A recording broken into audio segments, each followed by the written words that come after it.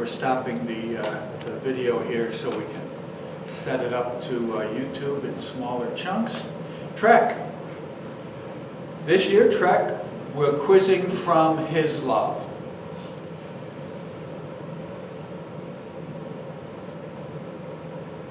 What's covered? The first two units, also known as Unit 1 and Unit 2. The memory verse is part of that. And of course, the reference and the content itself.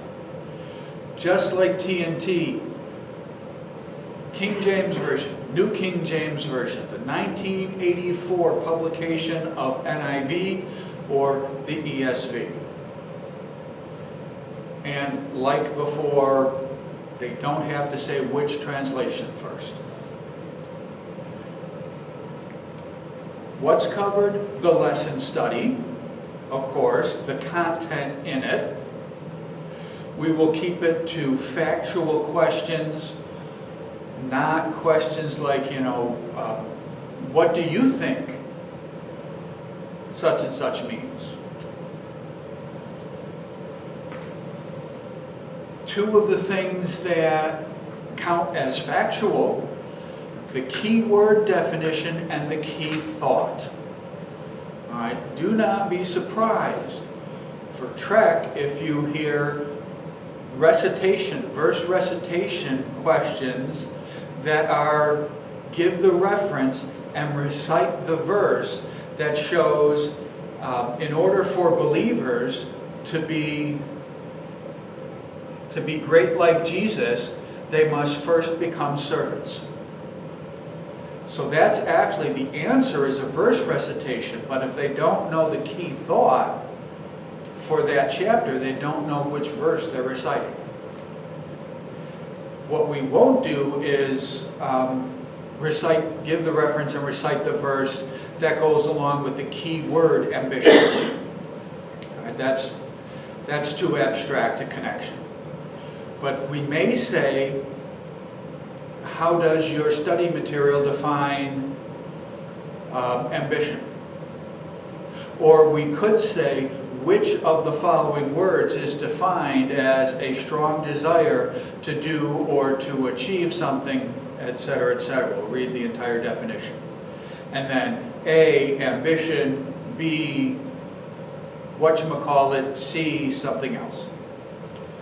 All right, and they will have to recognize the correct word. And of course, the wrong options will be something reasonable, not whatchamacallit.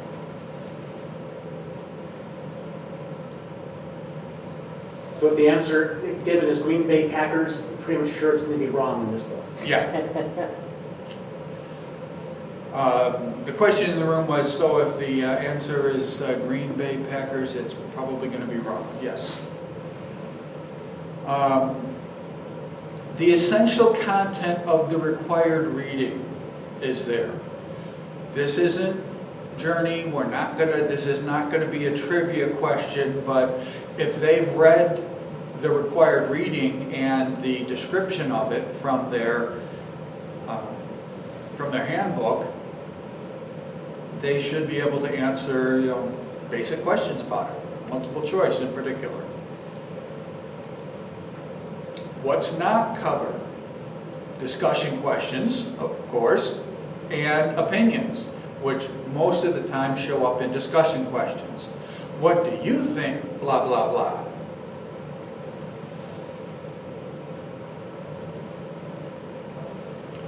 For Trek, there are two formats: multiple choice, same as TNT. Quizmaster will say, what is the meaning of life? A, Jesus. B, pizza. C, define the Holy Grail. Select your answers. Paddles up. Paddles up, they put up the answer, and they keep it up until the scorekeepers have registered the score, and then we'll say paddles down. Speed question is buzz in. Similar to TNT, if they buzz in early, that's it. We're not going to finish the question for them. If more than one team buzzes in early and the first team gets it wrong, the second team will have the question reread, but only up until the point of the buzz in. If a second team didn't buzz in, then the question will be completely read or stopping at the next point when somebody buzzes in. With Trek speed questions, if they get it wrong, they lose the point value for the question. All right, TNT, no negative points. Trek, if you get it wrong, if it's a 30-point question and you get it wrong, your team scores negative 30. Just like with TNT, coaches, if you have a question, if you disagree with the judge's decision that that is correct or incorrect, first shout out question. Then approach the judge's table, explain why you think that their answer should be considered correct. If you happen to have an exact quote or page from the handbook, that'd be helpful. Bring it up with you. And then you can go sit down and the judges will make a decision. Don't question until the question is completely over. In other words, if yours is the first team and the quiz master or the judge says, "I'm sorry, that's not correct," don't challenge yet. Let us finish the question and call on the second team. Then question. That way, if we don't agree with your argument, we have the answer from the second team, and they got it right or wrong. If we agree with you, then we will treat that as the second team did not buzz in at all. All right, so that doesn't count as one answered in a row for somebody, for example. That second, wouldn't have happened if we had judged it right the first time around, and so we're going to treat it as if it didn't happen. Speed questions, again, it is a team event, and so the same person from a team cannot buzz in more than twice in a row. In a row means before somebody else from their team answers a question, right or wrong. Coaching strategy, I didn't mention this for TNT because I think it's at that age level, it's a little over the top. But Trek, you want to start thinking about this, and Journey definitely be doing this. Coach them that, if you buzz in and realize you buzzed in too soon, you don't know the answer, or realize that, oh, the only one who knows the answer is already done 2 in a row, somebody else get up to the microphone. So if Sally has already buzzed in twice and Roberto hasn't, and you realize the team doesn't know the answer, Roberto can get up to the microphone, and now Sally is free to buzz in on the next question. If everybody just sits there in their chair and nobody even tries to answer it, nobody else answered a question. Sally still has 2 in a row. All right, so get somebody in there. Whoever, if somebody has already buzzed in at least. If you've got any player who has buzzed in, then somebody who has not already buzzed in should get up. Now, if it's a short answer, you can pass it around. Sally can tell John, the answer is John 3:16. And John can get up and say, John 3:16. And if it's right, you got the points. If, on the other hand, it's a long recitation, that's less likely to happen because there is a time limit. You have approximately 10 to 15 seconds. We will, depending on the exact physical setup on Bible Quiz, we'll let you know how much time they will have between the buzzing in, the question being read, and starting to answer. The point is, we don't want them going up there and you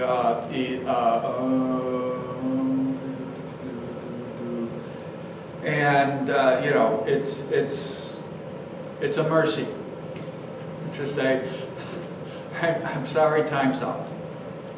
Same thing with giving the answer. There will be a limit to how much time they have. The official limit is 40 seconds from when they were acknowledged. So in other words, an additional 30 seconds plus whatever is left of their 10 seconds. So 40 seconds to finish their answer. Again, that's for a mercy. So they are not up there just freaking out for several minutes. If they are giving an answer and they are progressing and they just, you know, they are reciting a verse slowly but correctly, we will let them finish. We will not call time on them. If, on the other hand, they start and stop and restart and stop and restart and stop a few times and making small changes and corrections, no, that's not answering the question. That's fumbling around. Oh yeah, and then with speed questions, if they want to change something in their answer, they can do it as long as they're clear about what they're changing. So, you know, what are the 3 points to such and such? 1, this. 2, that. 3, the other. No, wait. 2 is that thing. Fine. If that thing is correct, is the correct answer, they can change just that piece of it without having to redo the entire question.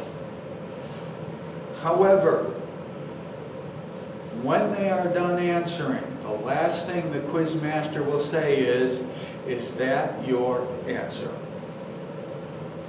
At that point, they can say yes, and it will be judged, or no, and they can begin again. If they begin again, if they say no, I'm starting over, they are starting over. It's a new answer. They don't get extra time. It's a new answer, and they can't just say, well, change 2 to 3, and if they're starting over, they're starting over. That's the meaning of starting over. Similarly, recitations. You know, John 3:16, for God so loved the world, that he gave his only begotten Son. That would be acceptable. All right? Some people don't like that. They want the whole thing started again from the beginning. That much, though, is easy enough for our judges to be able to say, oh no, yeah, he obviously knew it's God so loved the world. Any questions?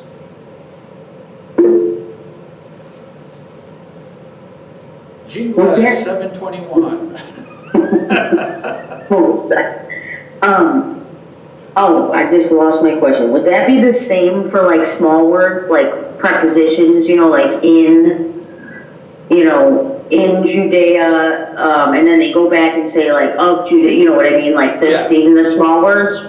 Yes. Okay. But as long as it's right, because again, the verses need to be word perfect.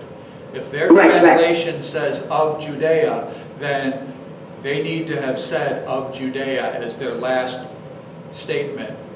If they said in Judea, it's going to be wrong. But I mean, they could say in Judea, of Judea. They could Yes. just go back and change. Okay, I just wanted to make sure. Yep. Exactly.